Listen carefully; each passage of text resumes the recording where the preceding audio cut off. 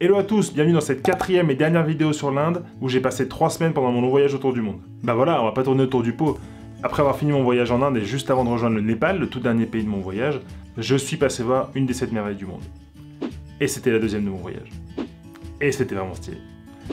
Et je vous raconte tout ça dans cette vidéo. Et générique.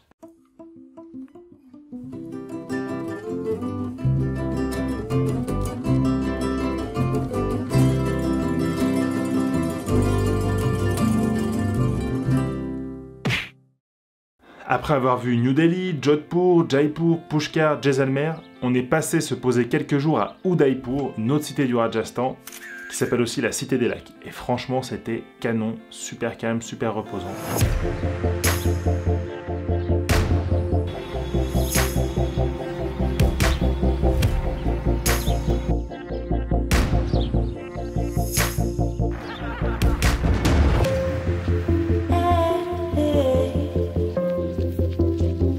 Puis, comme je vous le disais, avant de partir pour le dernier pays de mon long voyage, je tenais à voir la fameuse merveille de l'Inde qui fait partie des 7 merveilles du monde. Mais d'ailleurs, c'est quoi cette histoire de 7 merveilles du monde? Ça vient d'où? Depuis quand? Je suis allé enquêter un petit peu. Il faut savoir qu'à la base, on parlait des 7 merveilles du monde antique, et on ne sait pas exactement quand est-ce que cette liste de 7 merveilles est arrivée, mais selon Wikipédia, les 7 merveilles du monde désignent des œuvres architecturales et artistiques qui sont entrées dans l'histoire grâce à leur nature extraordinaire. Donc du coup, les 7 merveilles du monde antique, la première liste, vous la connaissez, vous? Je vous laisse un petit peu réfléchir. Bah, je vous laisse réfléchir. Trouvez les 7.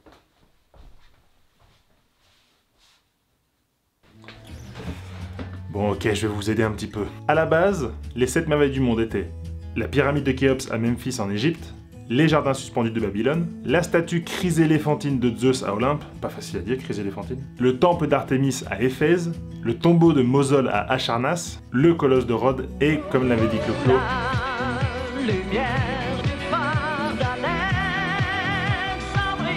le phare d'Alexandrie. Tout à fait.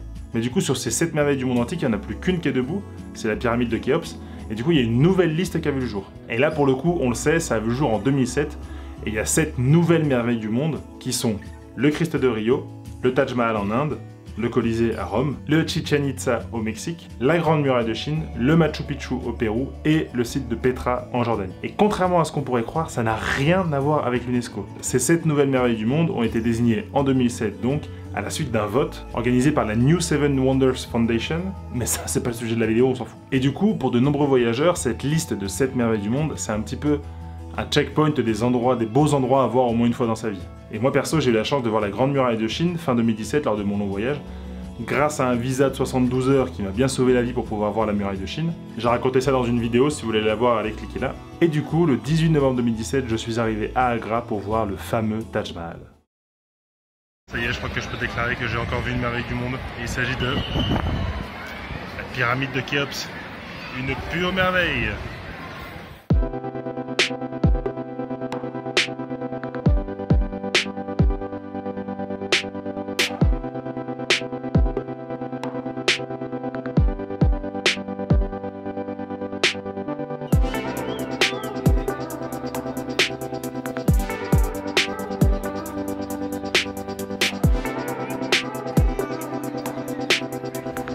Franchement, c'est pas pour survendre le truc, mais le bâtiment est vraiment magnifique. C'est hyper imposant, c'est hyper beau.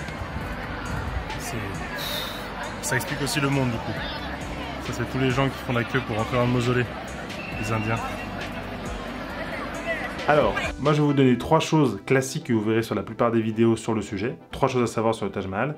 Mais aussi, vous me connaissez, 5 petites anecdotes que à mon avis vous connaissez pas et qui vous permettront d'apprendre un petit truc aujourd'hui, quoi. Il faut savoir que le Taj Mahal, il a été construit entre 1631 et 1653 par l'empereur Shah Jahan pour y enterrer sa femme qui était morte en mettant au monde leur 14e enfant. Ça, c'est la première info. La deuxième info, c'est que le Taj Mahal, le plus connu, c'est le mausolée blanc, le fameux mausolée blanc. Mais il faut savoir que le vrai Taj Mahal, c'est tout l'ensemble des bâtiments qu'il y a autour.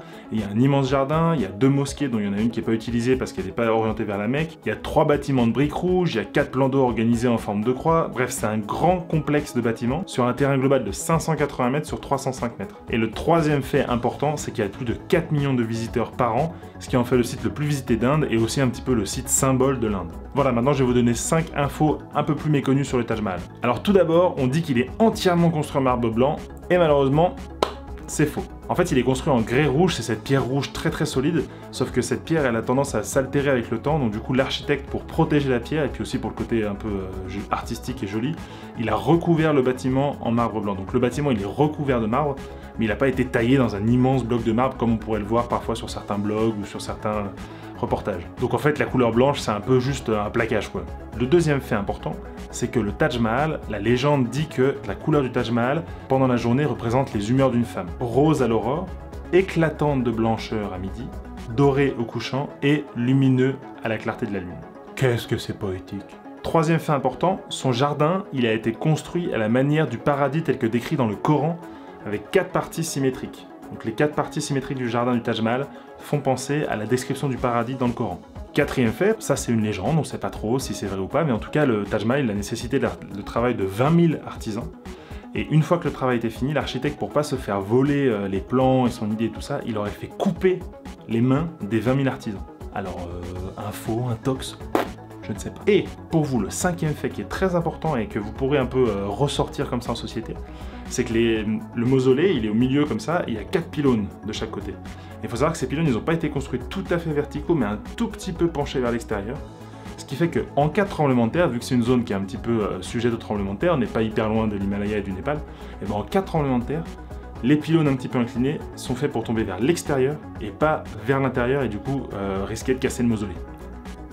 Ah, ça c'est de l'info un petit peu crousti, non? Voilà mes infos. Et ce qui m'a fait rire quand même, c'est comme on était en Inde, bah, j'ai vu un jardinier qui arrosait son jardin avec une lance à incendie. J'ai vu un petit camion poubelle tiré par 2 gros ébus.